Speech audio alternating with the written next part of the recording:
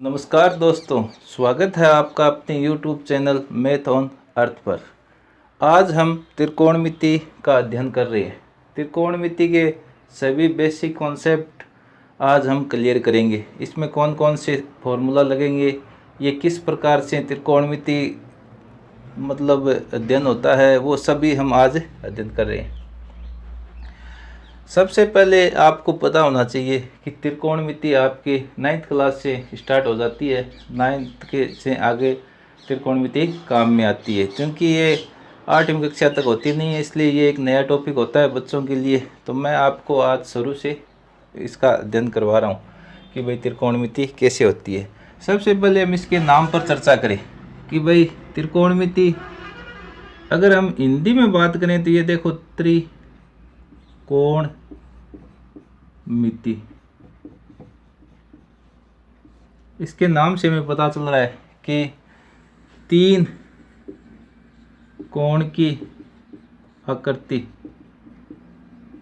का जो माप होता है उसका अध्ययन किया जाता है त्रिकोणमिति में। अब आप बताइए मुझे, तीन कोण होता है वो कौन सी आकृति होती है?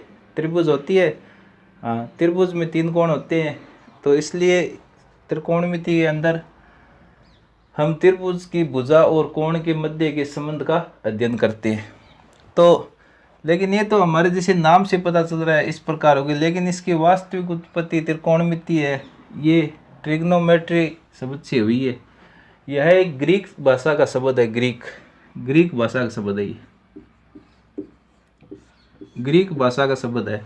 ये तीन शब्दों से मिलकर बना है, ट्राइगोन और मेट्रोन। इसका अर्थ होता है तीन, इसका अर्थ होता है भुजा और इसका अर्थ होता है माप। तो यही बात है कि तीन भुजा की जो माप होती है तो वो त्रिभुज में होती है। तो त्रिभुज, और त्रिभुज में भी कौन सा त्रिभुज होता है त्रिकोणमिति में? समकोण त्रिभुज। त्रिभुज में भी केवल और केवल समकोण त्रिभुज का अध्ययन किया जाता है त्रिकोणमिति में। अब इसमें देखिए आप कि तीन भुजा की माप, यानी त्रिभुज की भुजा और कोण के मध्य के संबंध को बताता है, वो होती है त्रिकोणमिति। तो ग्रीक भाषा से मिलके बना है ट्रिग्नोमेट्री, तो ट्राइगोन मेट्रोन, ये इसके नाम की चर्चा हो गई। अब सबसे पहले त्रिकोणमिति के अंदर हम किसका अध्ययन करते हैं? समकोण त्रिभुज का। तो समकोण त्रिभुज, मान लीजिए ये आकृति लेते हैं, इसमें मान लीजिए ए बी और सी, ये आपको एक समकोण त्रिभुज दिखाई दे रहा है। लेकिन समकोण का आपको सदैव इस प्रकार से संकेत बना देना है। इसका मतलब यहाँ पर 90 डिग्री का कोण है, 90 डिग्री, ये 90 डिग्री का एंगल कोण का चिन्ह होता है। तो अब देखिए आप, ए बी भुजा है वो 90 डिग्री है, और दो भुजा, और तो एक तो भुजा ये हो गई त्रिभुज में, दूसरी ये, और तीसरी, यानी तीन भुजा हो गई। तो तीन ही क्या हो जाएंगे? कोण। जैसे एक ये हो गया, एक ये हो गया और एक ये हो गया, तो तीन भुजा है तो तीन कोण बनेंगे। तो इन भुजा और कोणों के मध्य की जो संबंध की जो जांच करेंगे, इसका अध्ययन करेंगे, वही त्रिकोणमिति होती है, त्रिकोणमिति। अब देखिए, सबसे पहले आपको समकोण त्रिभुज का ज्ञान होना चाहिए, पूरा ज्ञान। आप सभी जानते हैं 90 डिग्री का कोण, ऐसा त्रिभुज जिसमें एक कोण 90 डिग्री का हो या समकोण, और समकोण त्रिभुज कहलाता है। लेकिन इतने से अब काम नहीं चलेगा। इसका अध्ययन करने के लिए हमें सबसे पहले पता होना चाहिए तीन नाम का। एक तो होता है लंब, एक होता है आधार, और एक होता है कर्ण। तो सबसे पहले इन तीनों का, कि कौन सी भुजा लंब है, कौन सी भुजा आधार है और कौन सी भुजा कर्ण है। तो सबसे पहले आप देखिए कि सबसे पहले मैं बताता हूँ आपको कर्ण। त्रिभुज की सबसे बड़ी भुजा कर्ण होती है। पहला तरीका ये कि सबसे बड़ी भुजा कर्ण। दूसरा अगर देखें तो जो तिरछी भुजा होती है वो कर्ण होती है। तो कर्ण आप आसानी से देखते ही पहचान जाओगे कि सबसे बड़ी, जैसे मान लीजिए इसमें ये है तो ये क्या होगी? कर्ण। तिरछी भी है और सबसे लंबी भी है। अब देखिए बात आ गई आधार की। आधार, तो 90 डिग्री का कोण बनता है। इसमें ज़्यादातर क्या होता है, जो खड़ा होता है ना, इसको क्या कहते हैं, लंब। तो ये हो गया आधार बेस और ये हो गया इसका लंब। तीन ही भुजा होती है, आधार, कर्ण और लंब। लेकिन कई बार क्या हो जाता है कि लंब, कर्ण तो फिक्स है, लंब और आधार में कंफ्यूजन हो जाता है। तो लंब और आधार को एकदम से ज्ञात करने के लिए आप देखिए कि न्यून कोण कहाँ पर बना हुआ है। जैसे मान लो थीटा, अगर थीटा यहाँ पर है, थीटा यहाँ पर है, तब तो ये लंब, न्यून कोण के सामने की भुजा होती है ना, वो सदैव क्या होती है, लंब होती है। आपको दिया हुआ आएगा एक थीटा का मान, तो उसके सामने की भुजा सदैव क्या करनी है, लंब। वैसे तो ये भी न्यून कोण है, लेकिन एक मान दिया हुआ आएगा आपको, एक मान जो दिया हुआ आए, जैसे मान लो यहाँ पर लिख दिया 45 डिग्री, तो ये लंब हो गया। अगर ये यहाँ पर ना लिख गए, अगर यहाँ पर लिख दे थीटा, तो ये क्या हो जाएगा, लंब। मतलब जो आपको एक मान दिया हुआ आएगा न्यून कोण का, उसके सामने की भुजा सदैव क्या होगी, लंब। और तिरछी भुजा क्या हो जाएगी, कर्ण, और एक बच जाएगी, वो क्या हो जाएगी, आधार। इस प्रकार से आप ज्ञात करें। अभी हम आगे सवाल करेंगे, क्वेश्चन करेंगे, उसमें आपकी एक कन्फ्यूजन पूरा दूर हो जाएगा। मैंने एक और आकृति बनाई है नीचे, ये देखिए, इसमें नाम आप चाहे कैसे भी दे दे, जैसे मान लो ABC ऐसे दे दिया। अब इसको अगर मैं 90 डिग्री बना देता हूँ, इसको मैं 90 डिग्री बना देता हूँ, तो सबसे पहले आप देखिए कि कर्ण, इसमें तो किसी के कोई कन्फ्यूजन नहीं है कि ये तो कर्ण है। अब बात रहेगी आधार और लंब की। तो अगर मैं इसको थीटा यानी न्यून कोण बनाता हूँ इसको, तो ये आपका क्या हो जाएगा, लंब, और बच गया वो क्या हो जाएगा, आधार। और अगर मैं इसको बना दूं थीटा, तो ये लंब हो जाएगा और ये क्या हो जाएगा, आधार। तो इस प्रकार आप ध्यानपूर्वक देखें। सबसे पहले आपको लंब, कर्ण और आधार का ज्ञान होना चाहिए।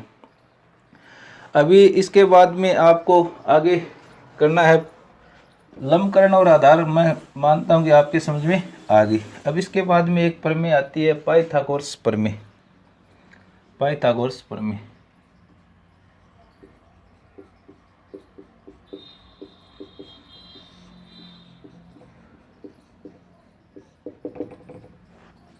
पाइथागोरस प्रमेय ये बहुत ज़्यादा इम्पोर्टेंट है आपकी त्रिकोणमिति पर। आपने ये पढ़ भी, आप पीछे आ चुकी है, ये कक्षा 7-8 में आ चुकी है, 9 में आ चुकी है, आपने शायद तक इसका अध्ययन भी कर लिया है। तो फिर भी मैं एक बार बता देता हूँ कि पाइथागोरस नाम का एक गणितज्ञ था, उसने ये प्रमेय दी थी। वैसे तो हमारे भारत का एक गणितज्ञ था बोधायन, उसने ये प्रमेय दी थी, परंतु बोधायन इसको पूरा हल नहीं कर सके। तो इस कारण पाइथागोरस ने इसकी पूरी डिटेल स्टडी की और इसको सिद्ध करके दिखाया। इसलिए इसको ज़्यादातर पाइथागोरस और कई जगहों पर बोधायन पाइथागोरस प्रमेय भी लिखा हुआ आता है। तो बोधायन पाइथागोरस प्रमेय के अनुसार क्या होता है कि त्रिभुज की सबसे बड़ी भुजा का वर्ग यानी कर्ण अन्य दो भुजाओं के वर्गों के योग के बराबर होता है।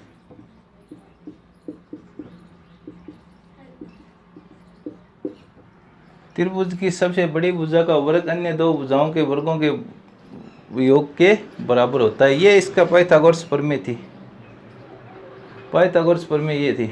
अब देखिए, अगर हम इस पर, क्योंकि हमें पता है कि हमें क्या निकालना होता है, कर्ण, नहीं कि कर्ण का वर्ग। तो कर्ण निकालने के लिए हम क्या करेंगे, अंडर रूट लगाएंगे, लंब स्क्वायर प्लस आधार स्क्वायर। तो ये इधर से वर्ग था, ये हटाया तो इधर क्या लग गया, इसके ऊपर अंडर रूट यानी वर्ग मूल। इसी प्रकार आप लंब भी निकाल लें, तो लंब के लिए आपको क्या करना पड़ेगा, कर्ण की स्क्वायर माइनस, ये ध्यान रखा माइनस हो जाएगा इसमें, आधार का स्क्वायर। और आधार निकालने के लिए आपको क्या करना पड़ेगा, कर्ण स्क्वायर माइनस से लंब स्क्वायर। ये 3 सूत्र है, आप अच्छी तरीके से लिख गए, इनको याद कर लें। पाइथागोरस प्रमेय बहुत इंपॉर्टेंट है, इसको याद कर लें। कई जगहों पर ऐसे लिखा हुआ आता है कि समकोण त्रिभुज में समकोण बनाने वाली दो भुजाओं के वर्गों के योग के बराबर होता है। यानी समकोण त्रिभुज है, इसमें सबसे बड़ी भुजा का वर्ग अन्य दो भुजा यानी समकोण बनाने वाली भुजा क्या कौन कौन सी होगी, लंब और आधार, इनके वर्गों के योग के बराबर होता है। तो ये एक ही बात है, आप किसी भी तरीके से याद रखिए, आपको ये याद रखना है कि कर्ण का वर्ग होता है वो आधार के वर्ग और लंब के वर्ग के बराबर होता है। अब देखिए आगे, पाइथागोरस प्रमेय हो गई और लंब कर्ण आधार आपको याद हो गए। अब आपके शुरू होता है असली काम त्रिकोणमिति में। तो सबसे पहले हम ज्ञात करेंगे कि त्रिकोणमिति अनुपात कितने होते हैं, त्रिकोणमिति के अनुपात कितने होते हैं। तो इसके लिए आप देखिए सबसे पहले कि 6 त्रिकोणमिति अनुपात होते हैं। मैं नाम लिख देता हूँ, साइन थीटा, यहाँ पर कई बार ए भी लिख देते हैं, ये तो न्यून कोण है, cos theta, tan theta, cot theta, sec theta और कोसेक थीटा। ये 6 प्रकार के त्रिकोणमितीय अनुपात होते हैं। सबसे पहला क्वेश्चन अब यही दिमाग में आता है कि भाई ये 6 क्यों होते हैं, क्यों ये 7 8 10 क्यों नहीं है, उसके सही क्यों है, sine cos tan cot sec cosec सही क्यों है। तो आप देखिए बच्चों कि कोई भी समकोण त्रिभुज होता है, समकोण त्रिभुज है ये ABC, इसमें कितनी भुजाएं होती है, 3। कौन कौन सी, लंब, आधार और कर्ण। 3 भुजाएं होती है, लंब कर्ण और आधार। समझ में आ रहा है। अब देखिए इन 3 भुजाओं को अगर आप 2-2 के अनुपात में व्यवस्थित करेंगे तो कितने प्रकार से हो जाएगा, 6 प्रकार से, क्योंकि 3 भुजा है तो फैक्टोरियल 3 यानी 3 × 2 बराबर 6। 6 प्रकार से हम क्या कर सकते हैं, इनको व्यवस्थित कर सकते हैं। अब आप कहोगे कैसे, तो मैं आपको बता देता हूँ किस प्रकार से। तो इसके लिए आपको एक सूत्र याद कर लेना है पहले, लाल बटा कक्का, आक बटा लाल, लाल बटा कक्का आक बटा लाल। इससे आपके एकदम समझ में आ जाएगा। जैसे मान लो कि मैं सबसे पहले व्यवस्थित कर लूँ लंब और लंब बटा कर्ण, उसके बाद मैं कर लूँ आधार बटा कर्ण, उसके बाद मैं कर दूँ लंब बटा आधार, उसके बाद मैं कर दूँ आधार बटा लंब, उसके बाद मैं कर दूँ कर्ण बटा आधार, उसके बाद मैं कर दूँ कर्ण बटा लंब। अब इनके अलावा आप मेरे को करके दिखा दो कोई भी, सही प्रकार से कर सकते हैं। जैसे मान लो एक बार हमने ले लिया लंब बटा कर्ण, एक बार ले लिया आधार बटा कर्ण, एक बार ले लिया लंब बटा आधार, 3 प्रकार से ये हो गया। फिर 3 प्रकार से इनका उल्टा आप कोई सी ले लो। जैसे आपको सर आधार बटा कर्ण कहाँ पर है, तो आधार बटा कर्ण ये रहा, आधार बटा लंब कहाँ पर है, ये रहा, लंब बटा आधार कहाँ पर है, लंब बटा आधार ये रहा। मतलब इनको अगर हम व्यवस्थित करेंगे तो 6 प्रकार से हो सकते हैं। इसके कारण हमारे त्रिकोणमिति अनुपात सही है। तो आप इनको क्रम से याद कर ले, sine theta cos theta tan cot sec cosec. और साइन कौन कौन सी भुजा के अनुपात से बनता है, लंब और कर्ण के। कोस कौन कौन सी भुजा के, आधार और कर्ण। इनको याद रखने के लिए आप ये याद रखें, लाल बटा कक्का आग बटा लाल, यानी एल का मतलब है लंब, एल का मतलब हो गया लंब, के का मतलब हो गया कर्ण और ए का मतलब हो गया आधार। जहाँ जहाँ ये लिखे हुए हैं वैसे, जैसे मान लो ये के बटा है तो कर्ण बटा आधार, तो आप ये कौन सा है, sine cos tan cot sec cosec, तो ये सेक है तो आप सेक में देख लीजिए, कर्ण बटा आधार। तो इस प्रकार से आपको ये फॉर्मूला याद कर लेना है और इसके ये नाम याद कर लेने हैं त्रिकोणमिति के। तो अब इसके बाद में हम आगे चलते हैं।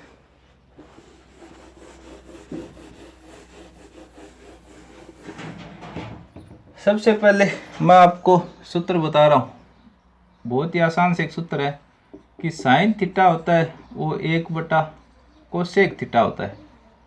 साइन थीटा होता है वो 1 बटा कोसेक थीटा, इसको आप याद कर ले। साइन होता है वो कोसेक का व्युत्क्रम होता है, यानी साइन थीटा बराबर 1 बटा कोसेक थीटा। फिर कोस थीटा 1 बटा सेक थीटा। फिर टेन थीटा साइन थीटा बटा कोस थीटा, या इसमें एक सूत्र और होता है 1 बटा कोट थीटा। इसके बाद में हम लेते हैं कोट थीटा। कोट थीटा होता है वो टेन थीटा का क्या होता है, उल्टा होता है। तो इसको हम लिख सकते हैं 1 बटा टेन थीटा। यहाँ पर मैं या लगा देता हूँ, ये दोनों ही सूत्र है इसके। सेक थीटा होता है वो कोस थीटा का उल्टा होता है, क्योंकि ऊपर देखिए आप कोस थीटा बराबर 1 बटा सेक थीटा, तो सेक थीटा बराबर 1 बटा कोस थीटा। और ये सूत्र आपके बहुत ज़्यादा इम्पोर्टेंट, आप इनको ज़रूर याद कर लें। ये 6 सूत्र आप पहले याद करें। साइन थीटा क्या होता है, कोस, टेन, कोट, सेक और कोसेक। ये 6 सूत्रों को आप अच्छी तरीके से अध्ययन कर लें इनका, जिससे आपकी कोई समस्या नहीं आएगी। नोट कर लेना, ये आराम से नोट करके और इनको याद कर लेना। तो अब हम त्रिकोणमिति की सारणी पढ़ेंगे कि त्रिकोणमिति की सारणी किस प्रकार बनाई जाती है, और इसको आपको अगर पेपर में आए तो आपको किस प्रकार से इसको तैयार कर लेना है। तो त्रिकोणमिति की सारणी को समझने के लिए इसके लिए आपको थोड़े से एक सूत्रों का ज्ञान और होना चाहिए, जो मैं पहले बता रहा हूँ। एकदम आसान से एक सूत्र है, इस साइड में लिखे हुए, ध्यान दीजिए। साइन 90 माइनस थीटा बराबर कोस थीटा। कि साइन 90 माइनस थीटा, थीटा की जगह आपको कोई भी मान दिया हुआ होगा, जो जैसे मान लो 0 डिग्री, 30 डिग्री, 45 डिग्री, 60 डिग्री या 90 डिग्री, कुछ भी दिया हुआ हो सकता है। तो साइन 90 में से जितना दिया हुआ है वो मान कोस थीटा के बराबर होगा। इसी प्रकार कोस 90 माइनस थीटा बराबर sine theta, tan 90 minus theta बराबर cot theta, cot 90 minus theta बराबर tan theta, sec 90 minus theta बराबर कोसेक थीटा, और कोसेक 90 माइनस थीटा बराबर सेक थीटा। यानी साइन कोस में चेंज हो रहा है, कोस साइन में, टेन कोट में, कोट टेन में, सेक कोसेक में, कोसेक सेक में। अगर आप इनको क्रम से याद करोगे, sine cos tan cot sec cosec, तो ये सूत्र आपको बिल्कुल आसानी से याद हो जाएंगे। 1-2 बार पढ़ोगे तो याद हो जाएंगे। अब इनका सारणी में बहुत ज़्यादा उपयोग है, वो क्या उपयोग है वो अभी हम सारणी करेंगे तब पता चलेगा। सबसे पहले इस प्रकार आपको एक टेबल बना लेनी है। ये हो गया डिग्री, ये हो गया थीटा। तो इसमें देखो 0 डिग्री, 30 डिग्री, 45 डिग्री, 60 डिग्री और 90 डिग्री। इतने त्रिकोणमितीय अनुपातों का हम इतने माप का मान ज्ञात करेंगे, 0 डिग्री, 30 डिग्री, 45, 60 और 90। तो सबसे पहले देखिए इनको पाई में कैसे लिखा जाता है। त्रिकोणमिति में क्या होता है, पाई का मान होता है 180 डिग्री के बराबर। तो शून्य को तो शून्य लिखते हैं, इसको पाई बाई 6। यानी अगर हम 180 में 6 का भाग देते हैं, यानी पाई में 6 का भाग देते हैं तो 30 डिग्री। इसी प्रकार इसको लिखते हैं पाई बाई 4, यानी 180 में 4 का भाग देते हैं तो 45 डिग्री। इसको पाई बाई 3 और इसको पाई बाई 2। मतलब या तो आप पाई में लिखो या डिग्री में।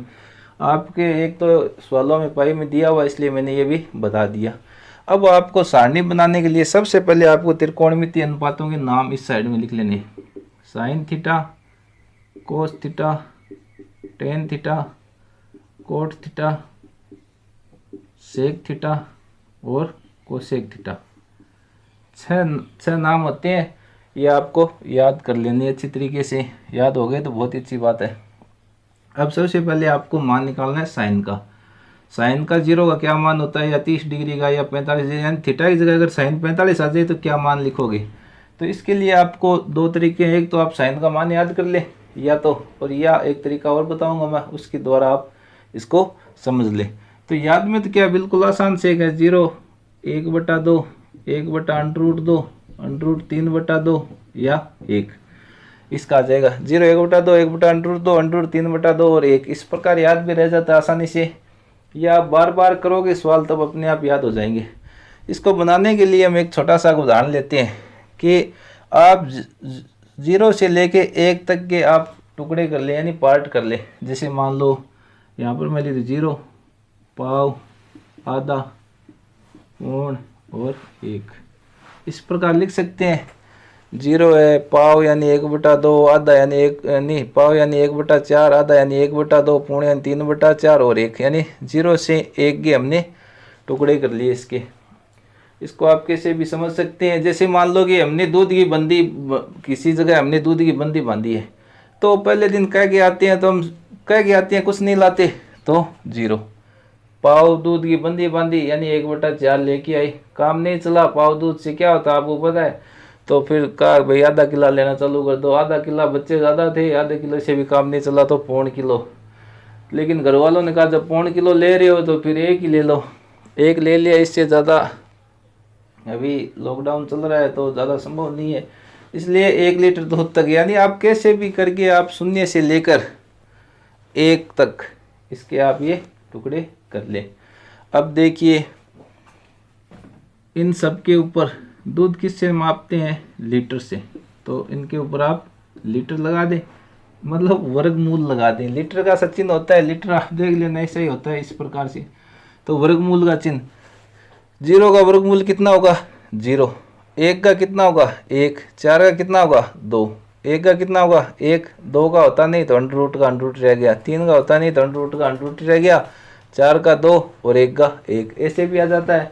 यानी 0 से लेके 1 की आप पार्ट कर लो, 0 पाव आधा पौन और 1, उनके ऊपर वर्गमूल निकाल लो, तो 1 और 4 के तो होंगे और 2 और 3 को है जैसे जैसे ही लिखना है, बिल्कुल आसान है। अब देखिए अब साइन का मान आते ही कोस का अपने आप आ गया, साइन 90 का होगा वो कोस 0 का होगा, इस सूत्र से।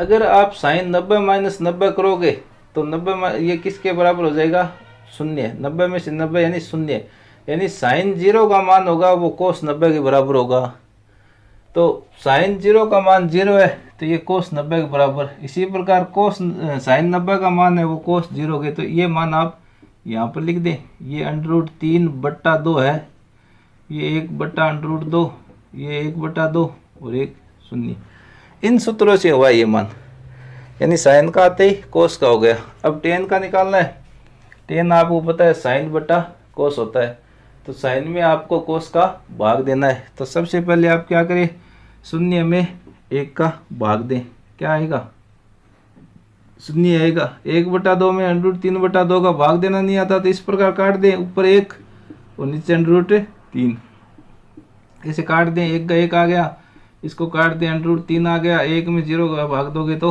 अनंत।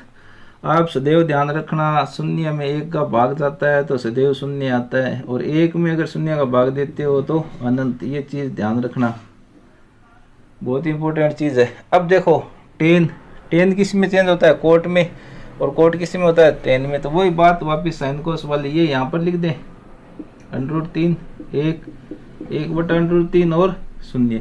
अब आपको सेक का निकालना है, हमने एक सूत्र पढ़ा था सेक थीटा बराबर 1/cos थीटा, यानी सेक थीटा बराबर 1/cos थीटा, यानी कोस थीटा को आप उल्टा करके लिखें, यानी बट्टे वाली चीज़ ऊपर, ऊपर वाली नीचे, तो यहाँ पर 1 के ऊपर नीचे कुछ है नहीं तो 1 का 1 आ गया, ये √3/2 था तो 2/√3, ये 1/√2 था तो √2/1, ये 1/2 था तो 2/1, और यहाँ पर क्या आ जाएगा अनंत। अब देखिए कोसेक, सेक का उल्टा कर दो चाहे साइन का उल्टा कर दो, या देखो सेक कोसेक में चेंज होता है यहाँ से, तो आप ये एकदम आसान रहेगा कि ये अनंत यहाँ पर लिख दीजिए, ये 2 यहाँ पर आ गया, ये √2 आ गया, 2/√3 और 1, इस प्रकार आपकी सारणी पूरी हो चुकी है। ध्यान रखना 0 लगातार कभी 2 बार नहीं आती, अनंत 2 बार नहीं, यानी 0 अनंत 0 अनंत ऐसे आता है। यहाँ पर मिस्टेक ना कर दे, क्यों बच्चे कंफ्यूज हो जाते हैं कि 0 में 1 का भाग देते हैं तो क्या आता है, 1 में 0, मैंने बता तो दिया, आप ध्यान रखें। तो इस प्रकार आप त्रिकोणमिति की सारणी को आज अच्छे तरीके से तैयार कर लें। आज जो मैंने पढ़ाया उसको आप ध्यानपूर्वक नोट करें और इनको तैयार करें। फिर भी अगर आपकी कोई समस्या रहती है तो आप कमेंट करके ज़रूर बताएं। अगर आपको हमारा वीडियो पसंद आया तो इसको लाइक करें, चैनल को सब्सक्राइब करें और हो सके उतना ज़्यादा से ज़्यादा शेयर करें। धन्यवाद।